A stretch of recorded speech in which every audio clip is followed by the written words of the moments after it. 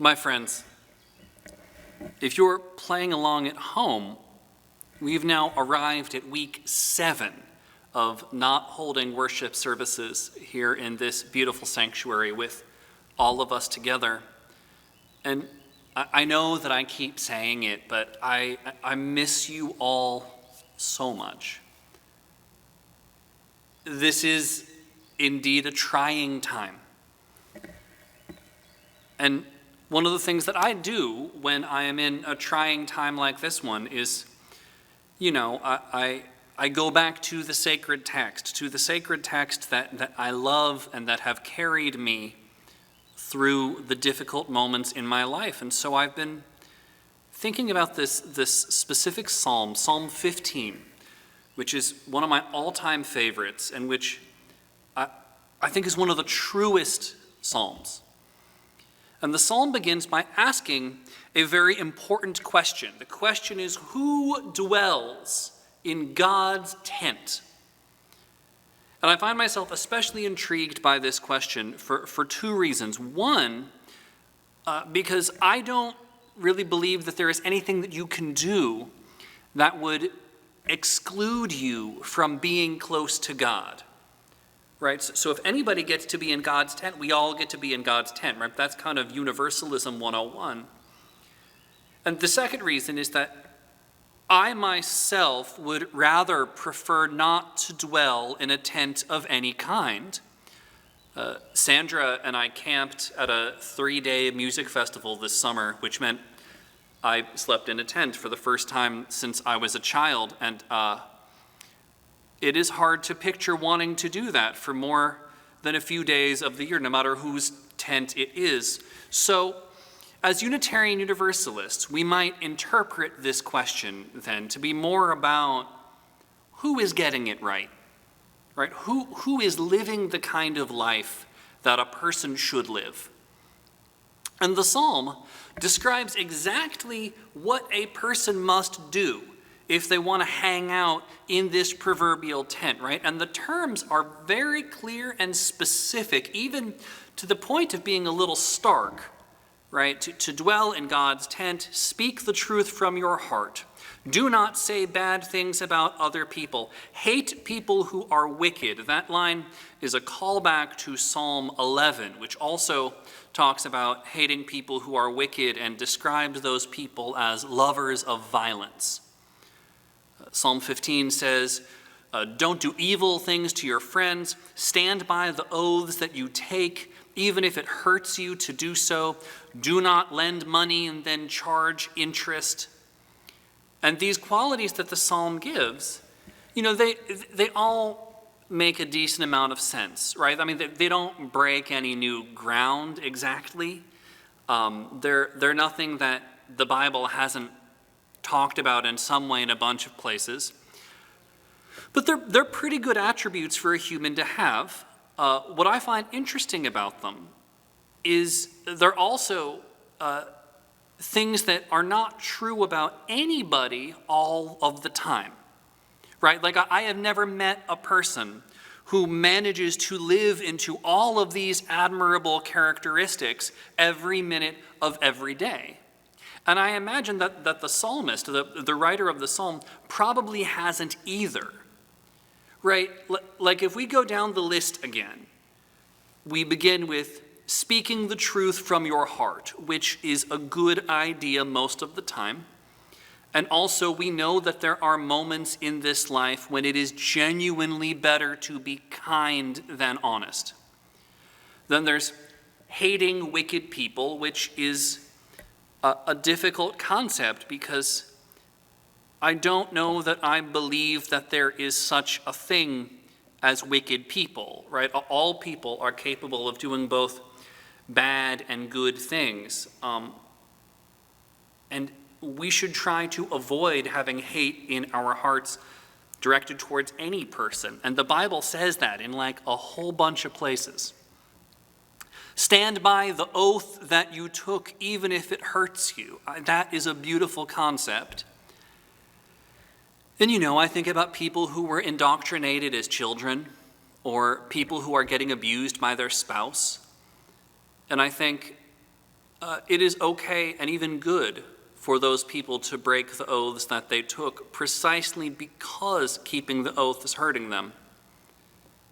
Never lending money with interest that's a good concept, and there are ways to do it that are not only ethical, but they are positive. And not doing evil to your friends,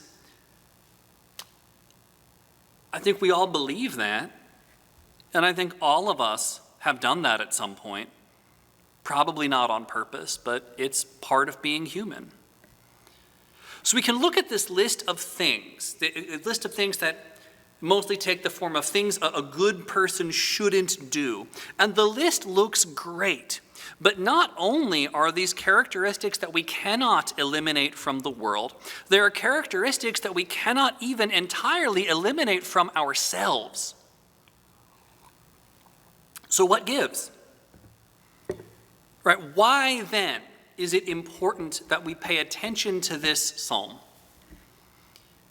It's important because the first piece of instruction that the psalm gives explains what it's really about. Speak the truth from your heart, not just from your brain, not just from your most logical and calculated place, but from your heart.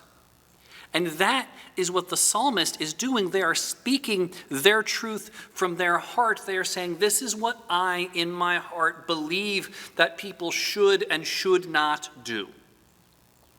They are saying, in the world that speaks to my heart, in the world that lives in my heart, this is how people should behave. And that is what makes the psalm so true. Not because it presents objective information, but because it shows an honest portrayal of the truth in a person's heart. And I think, about the situation that the psalmist was in, the occasion that they had to sit down and write, I wish there was a world where people didn't hurt their friends, and where people always followed through on their promises, and where people didn't charge interest for loans, and where people didn't love people who were wicked. I wonder what happened to them. I wonder what was going on in their life that inspired them to sit down and write those words. And these psalms, this psalm's instructions, they are biblical themes, and some of them are even biblical laws. But still, a person had to sit down and write this psalm in this place, in this way. So the psalm then, it's about grief. It is a lament for a world that, of course, never was, but that so many people wish for. I look at the list of things that the psalmist says you shouldn't do, and I'm pretty sure I've done basically all of them, relatively recently. I can't remember ever loaning somebody money with interest, but that's mostly because I've never had enough money that anybody's ever asked me for a loan. So I've done these things. And the psalmist has almost certainly done at least some of these things. And yet when both the psalmist and I have needed to speak our truth against a troubling situation, we have loudly proclaimed the words of this psalm. Not because we are dirty hypocrites, but because part of the human condition is that the truths in our hearts don't always align with the facts of our world. And that is okay, that's even beautiful.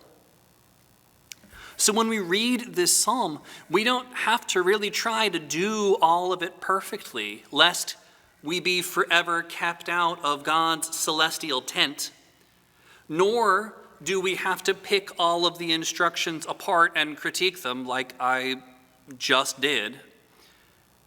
What we should do instead is recognize what we are seeing, which is a real outpouring of a person's truth, and recognize that as the sacred thing that it is.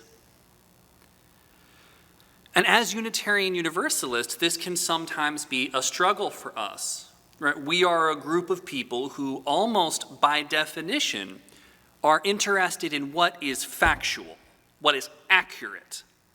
This is one of the aspects of our faith that makes it so appealing to scientists and engineers, right? We've got a lot of those because we believe in the sacred power of good information, right? This is why we teach the OWL curriculum to our young people, because we want them to have all of the facts and information that they need in order to make good decisions that will keep them safe.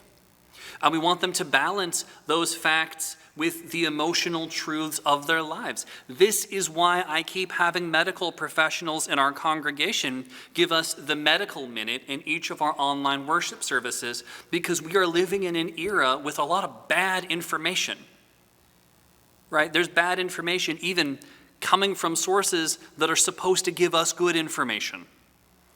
And so we do the same thing that we do with OWL class. We provide people with good information to help keep them safe. And we do it in the middle of a worship service because in a Unitarian Universalist context, it is a sacred act to give someone real information that they need. It is a powerful blessing. Because when people don't have the information that they need, when they depend only on their internal truth without any regard for what is factual, that is when we end up with protests like the ones that we had this past weekend. I want to mention two things before we talk about these protests. One is that when I say this past weekend, this sermon was recorded on Thursday, April 23rd. So my hope and my prayer is that this past weekend, there were no more protests. And the weekend I'm talking about, by the time you see this, is the weekend before last. Second, it is important to recognize that the number of people participating in these protests was very small and does not represent any kind of a critical mass. It doesn't even represent a meaningful percentage of American conservatives. So I'm reluctant to give them any more attention than they've already gotten, but they were too good of an example to pass up. So these people are holding protests and demanding that social distancing be ended and that the economy be opened back up, and they're holding these signs that speak their own emotionally resonant truths, right? Signs that say things like coronavirus is a hoax, or coronavirus is a communist plot, or you can't cover my freedom of speech by making me wear a face mask. The sign that I saw that chilled me, that just chilled me to the bone, said, "Just let us die." And of course, they also brought out their Confederate flags and their red hats and their machine guns, because what is the point of attending a profoundly stupid protest if you can't bring all of your stupid protest accoutrements? Some of the people reminded me of those people that Psalm 11 refers to, the lovers of violence. Right? And many of the messages were ironic. The person holding up the sign that said, "Just let us die," didn't really want anybody to let them die. But this wasn't really about content. It was more about just a sense of explosive anger that these people were feeling. And I mean, look, I didn't agree with any of the signs that I saw, but I think I can relate on some level to how these people were feeling, right? I, too, am sick of being stuck in my house all day. I, too, am deeply unsatisfied with the situation that we are in. I am terrified of what the human cost of this pandemic will be. And yeah, you know what? I miss going to basketball games. I miss preaching to a live congregation and sleeping in tents at music festivals and getting haircuts from people I'm not married to. These protesters present a narrative about the facts that is incorrect. But the truth that they are telling about their own frustration and fear, That truth is very real. And it would be a mistake for us to assume that these protesters are just stupid people, because they're not. I think they're just humans doing what humans do. And I can think of many, many occasions when I have seen my friends and colleagues on the left let their anger and their fear lead them into the same kind of oversimplification and magical thinking that was going on in these protests. I know I've done it. And so now our job is not to just, idly dismiss these people. We also don't have to do what they say, right? Because, they're still wrong. But our task is to see them with compassion and to see pieces of ourselves in them and to recognize that they are people who are in pain. And if what we want is to help them put their pain somewhere more positive, we can't simply respond by making fun of them and then rattling off a list of facts. That doesn't honor their humanity or ours. We need to see them the same way that we see Psalm 15, right? Not simply as a list of wildly unrealistic expectations, but as a reflection of a certain part of what it is to be human. Sometimes the task of being a person who is trying to live a faithful life is looking at somebody who is holding up an ironic sign that says, "Just let us die," and unironically replying, "No, beloved, I will not." There is certainly spiritual value in providing ample and complicated information. And there is also spiritual value in speaking our own inner truths. And these two concepts can and must coexist. We need medical professionals telling us facts, and we need psalms that proclaim how difficult this moment is and how we feel the world ought to be. And then we need to not only let those two things coexist, we need to find ways for them to commingle and interact with each other and inform each other. I want to end by talking about this poem that we read earlier by Marge Piercy, because I think it's such a good example of letting these ideas coexist. In the poem, Marge Piercy talks about heartbreak. And the speaker in the poem says that they have been yanked off love like a diver whose hose is cut. And so for a while, they just struggle in the deep water before they're able to, in her words, lift the leaden coffin of the surface and thrust my face into the air. That feeling of heartbreak, of feeling like your oxygen has suddenly been cut off and you don't know which way is up, that feeling is very real. It is a deep truth about an event that happens to all of us in our lives. There have been moments in the past few weeks as this pandemic has continued when I have been so frustrated and so upset because of all the people who are dying of this illness, because of the ways in which I feel that our leadership is failing us, because of all the people who have lost their jobs, because my pregnant wife had her 12-week checkup, but only the patients themselves are allowed in the office, so she had to go alone, which was heartbreaking for both of us. This whole thing has been heartbreaking.